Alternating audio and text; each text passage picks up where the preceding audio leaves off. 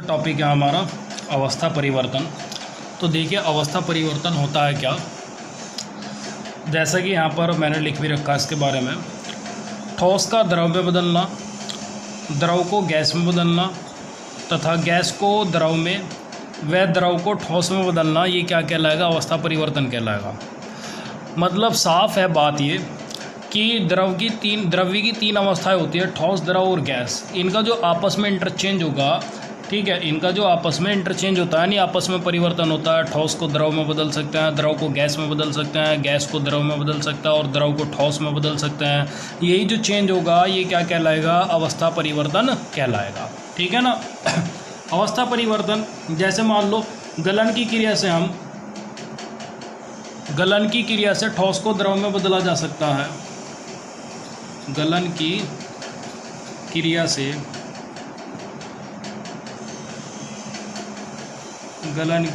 से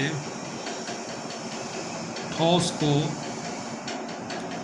द्रव में परिवर्तित किया जा सकता है।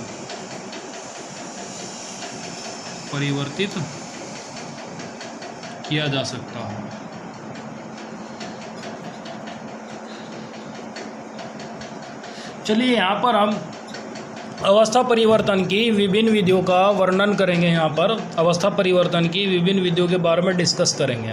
यानी ऐसी कौन कौन से मेथड है, ऐसी कौन कौन सी विधि है जिनके द्वारा अवस्था परिवर्तित हो सकती है, ऐसे कौन कौन से प्रोसेस है, ऐसी कौन कौन सी क्रियाएं होती हैं।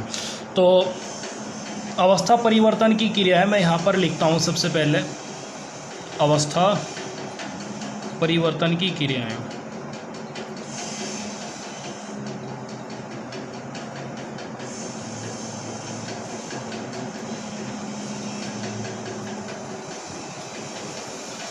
तो देखिए अवस्था परिवर्तन की कौन कौन सी क्रिया होगी। नंबर 1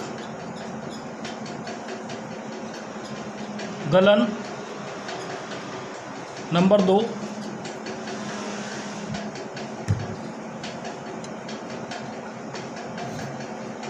संघनन,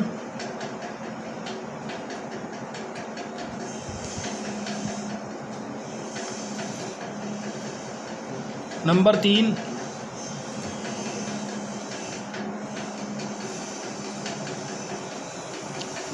वाष्पीकरण,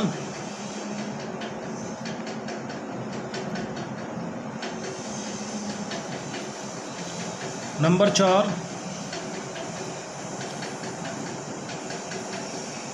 ऊर्ध्वपातन,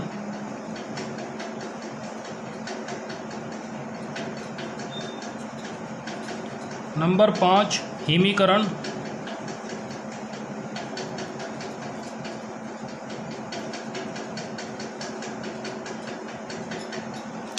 तो यहाँ पर ये अवस्था परिवर्तन की कुछ क्रियाएं मैंने लिखी है यहाँ पर, जिनमें गलन हो गया, संघनन हो गया, वाष्पीकरण हो गया, ऊर्ध्वपातन हो गया, हिमीकरण हो गया। ठीक है, तो अब इनके बारे में हम डिस्कस करते हैं। एक और भी होती है जिसे हम क्या कहते हैं? क्वथन कहते हैं। क्या कहते हैं? क्वथन। यानी इन क्रियाओं के द्वारा द्रव्य की अवस्था चेंज हो सकती है। यानी ठोस से द्रव में और द्रव से गैस में, या गैस से द्रव में, द्रव से या फिर ठोस में किसी द्रव्य को बदला जा सकता है, यानी अवस्था परिवर्तित की जा सकती है। तो चलिए सबसे पहले हम गलन के बारे में डिस्कस करेंगे। गलन कौन सी क्रिया होती है और इस गलन की क्रिया में कौन सी अवस्था किस अवस्था में परिवर्तित होती है। तो देखिए यहाँ लिखा हमने गलन, इंग्लिश में हम इसे मेल्टिंग कहते हैं। इंग्लिश में क्या कहते हैं हम इसको? मेल्टिंग। जैसा कि इस शब्द से ही मालूम हो रहा है, गलन यानी गलना, हम ये कहेंगे गलन किसी ठोस को गर्म करके द्रव अवस्था में बदलने की क्रिया होती है। किसी ठोस को गर्म करके द्रव अवस्था में बदलने की क्रिया क्या कहलाएगी? गलन कहलाती है।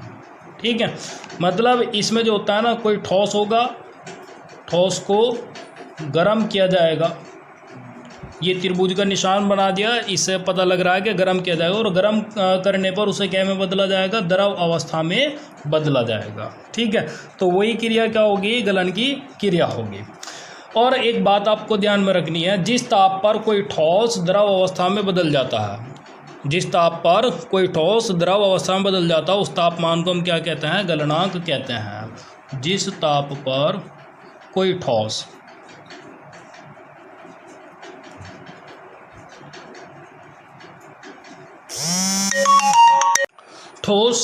द्रव अवस्था में बदल जाता है।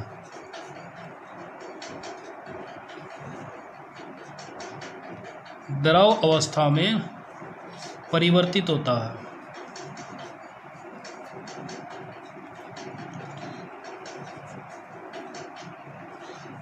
उसे कहते हैं गलनांक।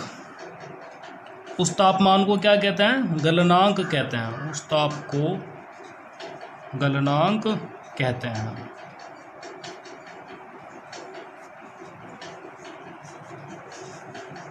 जैसे आयरन हो गया, आयरन यानी लोहा। लोहे का जो गलनांक होता है वो 1500 डिग्री सेल्सियस होता है लगभग। कितना होता है? 1500 डिग्री सेल्सियस। मतलब जो लोहा होता है ना वो ठोस अवस्था से द्रव अवस्था में आ जाता है। कितने तापमान पर आता है? वो लगभग 1500 डिग्री सेल्सियस टेम्परेचर पर आ जाता है।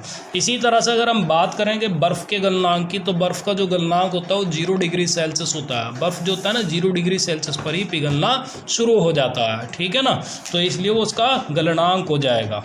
आगे बात समझ में? तो ये तो गलन की क्रिया थी। गलन की क्रिया में क्या किया जाता है? ठोस को द्रव अवस्था में बदला जाता है, ठोस का तापमान बढ़ाकर। ठीक है।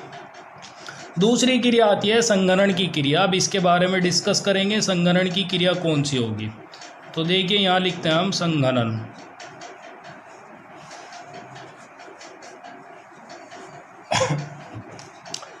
संघनन होता है किसी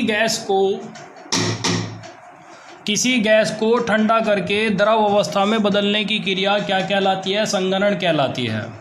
मतलब इसमें गैस होगी कोई और गैस का तापमान गिराया जाएगा, मतलब गैस को ठंडा किया जाएगा। तो ठंडा करने पर, ठीक है, उसे किस में बदला जाएगा? द्रव अवस्था में बदला जाएगा, लिक्विड स्टेट में बदला जाएगा। तो इस क्रिया को ही हम क्या कहेंगे? संघनन की क्रिया कहेंगे। अब इसका एक एग्जाम्पल मैं आपको बता देता हूँ, इससे थोड़ी बात क्लियर हो जाएगी आपकी। जैसे कि आपने देखा होगा कि गर्मियों के मौसम में स्टील के ग्लास में जब पानी पीते हैं, ठंडा पानी करते हैं, तो पानी तो अंदर डालते हैं, लेकिन क्या होता है? स्टील के ग्लास की बाहरी सतह पर द्रव की बूंद आ जाती है, पानी की बूंद आ जाती है। वे कहाँ से आती है पता आपको? कभी आपने नोटिस किया उस बात को? नहीं। चलिए तो मैं आज बता। ऐसा इसलिए होता है क्योंकि जब गिलास के अंदर पानी डालते हैं तो उसके चारों ओर का जो तापमान होता है ना वो गिर जाता है।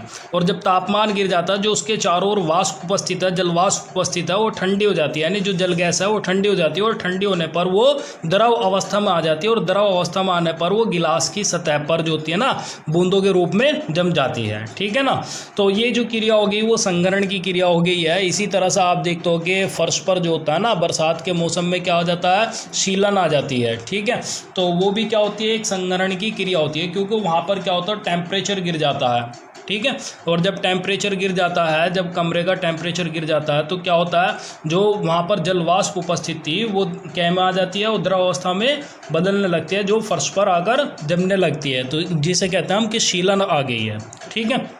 तो ये संघनन की क्रिया होती है। अच्छा, नेक्स्ट आता है तुम्हारा इसमें वाष्पीकरण। वाष्पीकरण की क्रिया देखिए क्या होगी। अब इसके बारे में हम डिस्कस करते हैं। तीसरी क्रिया जो है वाष्पीकरण। तो देखिए अब वाष्पीकरण की क्रिया आ गई। वाष्पीकरण की क्रिया क्या होती है इसके बारे में हम डिस्कस करते हैं। तो वाष्पीकरण मतलब द्रव का वाष्प में बदलना। लेकिन जो द्रव वाष्प में बदलता है ये बिना गर्म किए बदलता है, मतलब द्रव को गर्म नहीं करना पड़ता है, फिर भी वो किस में बदल जाता है? वाष्प में बदल जाता है। इस क्रिया को हम क्या कहते हैं? वाष्पीकरण की क्रिया कहते हैं। हम ये कह सकते हैं कि वाष्पीकरण की जो क्रिया होती है ना, ये जो एटमॉस्फेरिक टेम्परेचर होता है इसी टेम्परेचर पर होती है। जैसे कुछ एग्जांपल हम आपको बताते हैं। जैसे धूप में बर्तन सुखाते हैं, ठीक है ना? जब धूप में बर्तन सुखाते हैं तो बर्तनों पर जो थोड़ा बहुत पानी होता है वो कहाँ पर चला जाता है? वो, ठीक है, वो जब सूख जाता है ना तो वो पानी कहाँ जाता है? उसकी वाष्प बन जाती है। वाष्प बनकर क्या होता है? वो वायुमंडल में चला जाता है सारा। मतलब वो द्रव से किस अवस्था में बदल रहा है? गैस अवस्था में बदल रहा है। ठीक है। तो वाष्पीकरण की क्रिया नॉर्मल टेम्परेचर पर, ये कह सकते हैं एटमॉस्फेरिक टेम्परेचर पर होती है, और इसमें जो द्रव होता है वो गैसीय अवस्था में बदल जाता है या वाष्प अवस्था में बदल जाता है। ये वाष्पीकरण के कुछ और उदाहरण लेंगे, जैसे कि हम कहते हैं कि कपड़े सुखा रहे हैं तो कपड़ों का जो सूखना भी हो गया वो वाष्पीकरण की क्रिया हो गई, क्योंकि कपड़े भी एक तरह से किस टेम्परेचर पर, जो एटमॉस्फेरिक टेम्परेचर होता है उसी पर सूख जाते हैं। धीरे धीरे जो उनका पानी होता है वो क्या होता है, एटमॉस्फेयर में वाष्प के रूप में चला जाता है, यानी वे पार्टिकल्स वाष्प के रूप में चले पहुँच जाते हैं। इसी तरह से बर्तन का सुखाना हो गया, कपड़े का सुखाना हो गया, और बहुत सारी घटनाएं होती हैं वाष्पीकरण की। ठीक है, तो अब नेक्स्ट आता है हमारा, ये तो वाष्पीकरण हमने डिस्कस कर लिया है। अब नेक्स्ट हम देखेंगे हिमीकरण, देखते हैं हिमीकरण।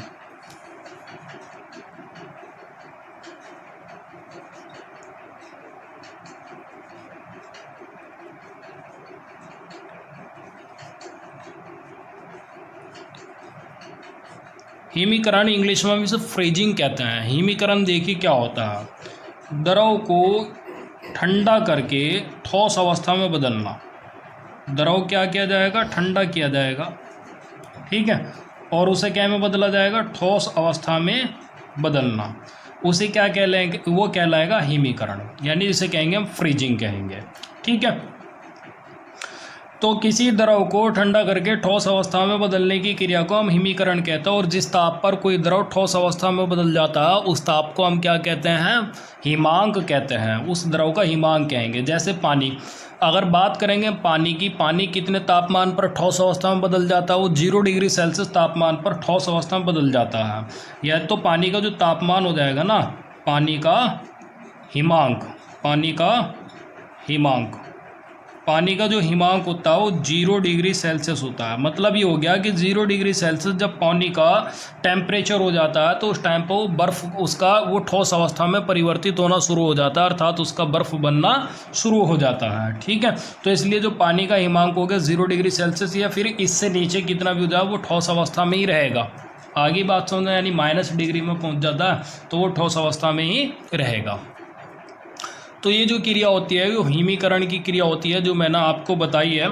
अच्छा, नेक्स्ट आता है क्वेथन। और देखिए, क्वेथन और वाष्पीकरण दोनों एक दूसरे से थोड़ी सी रिलेटेड है, लेकिन थोड़ा सा डिफरेंट है इन दोनों में। मैं यहाँ लिख देता हूँ क्वेथन। इंग्लिश में हम इसको कहते हैं बॉइलिंग।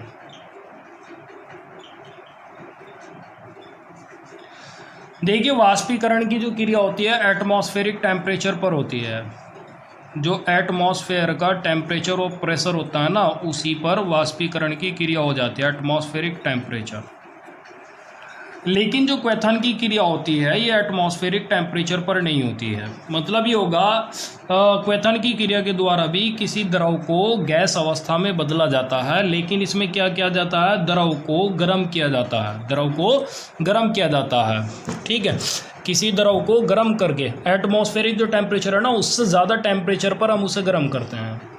द्रव हो गया, द्रव को गर्म करके गैस अवस्था में बदलना, वो क्या कहलाएगा, क्वेथन की क्रिया कहलाएगी। जैसे कि इसका एक एग्जांपल मैं आपको बता देता हूँ, उससे थोड़ी बात क्लियर हो जाएगी। जैसे आप पानी उबालते हो, ठीक है, पानी उबालते हो तो लगातार जब पानी उबलता रहता है, जब उसमें खद्दे पक जाते हैं अच्छी तरह से, तो फिर क्या होता है, अर्थात उसमें जब बुलबुले बनने लगते हैं तो उस टाइम पर जब टेम्परेचर धीरे धीरे बढ़ता रहता है तो फिर क्या होता है, उसमें से उसकी वाष्प बनने लगती है, उस द्रव की वाष्प बनने लगती है, ठीक है, भाप बनने लगती है। तो ये जो क्रिया कहलाएगी वो क्वेथन की क्रिया कहलाएगी। क्या कहलाएगी क्रिया, ये क्वेथन की क्रिया कहलाएगी। ठीक है, क्वेथन की क्रिया जैसे पानी का गर्म करते हैं, पानी को गर्म करने पर क्या होता है, जब टेम्परेचर हाई करते हैं तो उसमें क्या होता है, भाप भी बनने लगती है। ठीक है, पानी गर्म तो ही जाता है, साथ में क्या बनने लगती है, भाप बनने लगती है। तो ये क्रिया क्वेथन की क्रिया हो गई। और जिस ताप पर कोई द्रव उबलने लगता है, जिस ताप पर किसी द्रव की भाप बननी शुरू हो जाती है, उस तापमान को हम क्या कहते हैं, क्वथनांक कहते हैं। उस तापमान को क्या कहेंगे, क्वथनांक कहेंगे, यानी बॉइलिंग पॉइंट कहेंगे। किस तापमान पर कोई द्रव वाष्प अवस्था में बनना शुरू हो गया वो उसका क्वथनांक कहलाएगा। या फिर हम क्या कहेंगे उसे, जिस ताप पर कोई द्रव उबलना शुरू हो जाएगा वो क्या कहलाएगा, क्वथनांक कहलाएगा उसका। अच्छा, एक और रह गई इसमें क्रिया जो ऊर्ध्वपातन की क्रिया है, इसके बारे में और डिस्कस कर लेते हैं हम। ऊर्ध्वपातन ये बहुत इम्पोर्टेंट क्रिया है ऊर्ध्वपातन की, इंग्लिश में हम इसे सब्लिमेशन कहते हैं। अब देखिए ऊर्ध्वपातन की क्रिया क्या होती है। ऊर्ध्वपातन की क्रिया ठोस को द्रव अवस्था में परिवर्तित किए बिना ही, ठोस को गर्म करेंगे और गर्म करने पर द्रव अवस्था में परिवर्तित किए बिना ही सीधे गैस अवस्था में परिवर्तित करने की क्रिया, सीधे गैस अवस्था में परिवर्तित करने की क्रिया को हम क्या कहते हैं, ऊर्ध्वपातन की क्रिया कहते हैं। और जिन पदार्थों का ऊर्ध्वपातन होता है वे पदार्थ क्या कहलाता है, ऊर्ध्वपातज कहलाते हैं। यहाँ पर मैं कुछ एग्जाम्पल लेता हूँ ऊर्ध्वपातन के। कैम्फर जिसे हम कहते हैं कपूर, ठीक है।